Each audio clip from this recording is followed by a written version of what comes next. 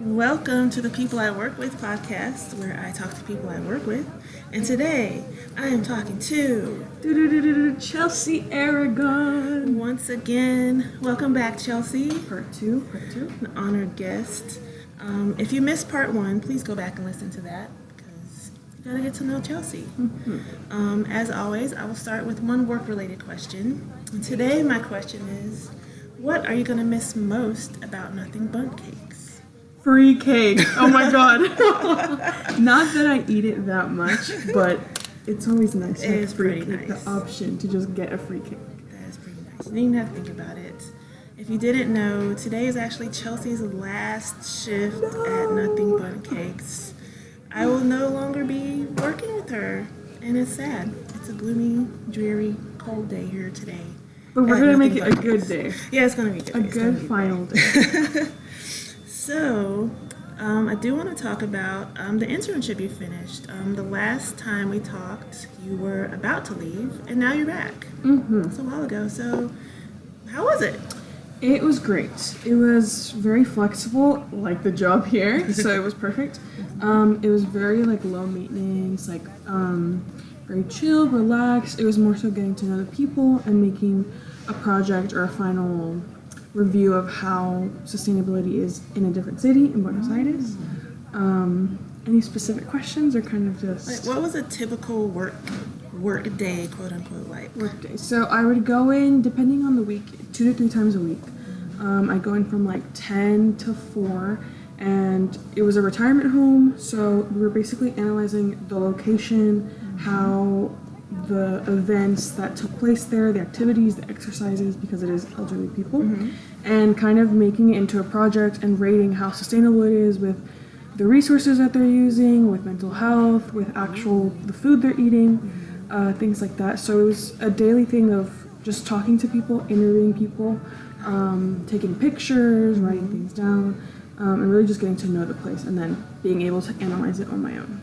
Wow, that is cool.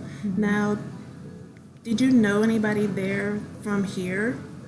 No, it was a completely random choice. Obviously, I just picked a random city, and there were other international students, but they were from Texas, from Jersey. I didn't know anybody. So you're living the life, kind of Yes. adulting out on your own. Yes, That is really cool. I'm glad you got to do that. I'm glad you came back. I should have stayed. No kidding.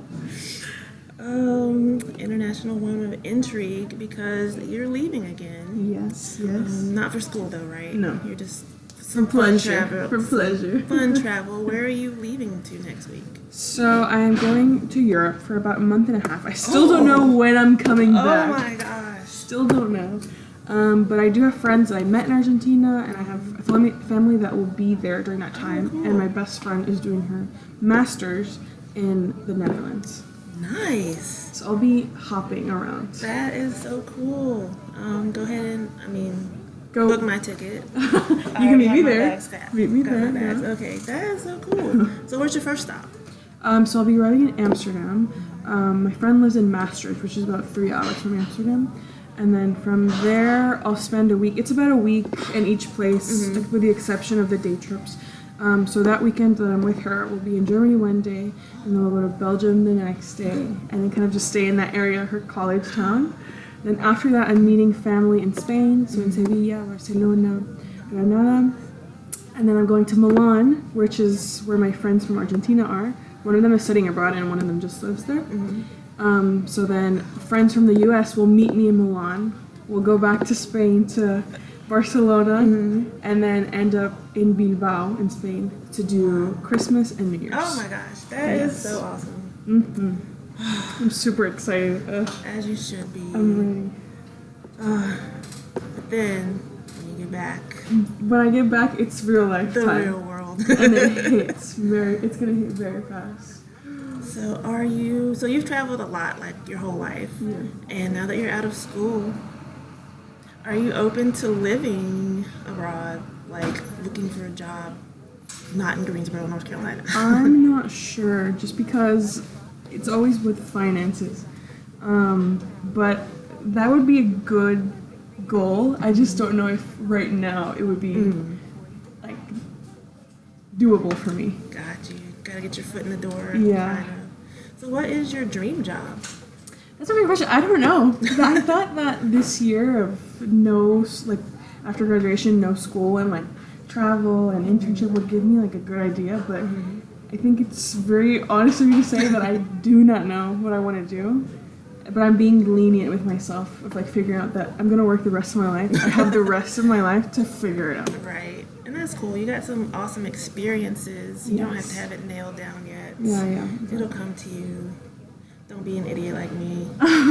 Make the most of all your opportunities. Of course. And do you have any kind of parting words for our audience? Parting words. Keep listening to the podcast. Hopefully everyone gets interviewed. Even the people who only work here a little bit, just to keep up Only with. if they're interesting. Yes. Only if they're cool. To keep up with the employees and keep up with people's stories, because it's always great to hear people's like history and like what goes on in their life, because you don't hear that on a daily basis at work. Yes. But yeah, thanks for having me.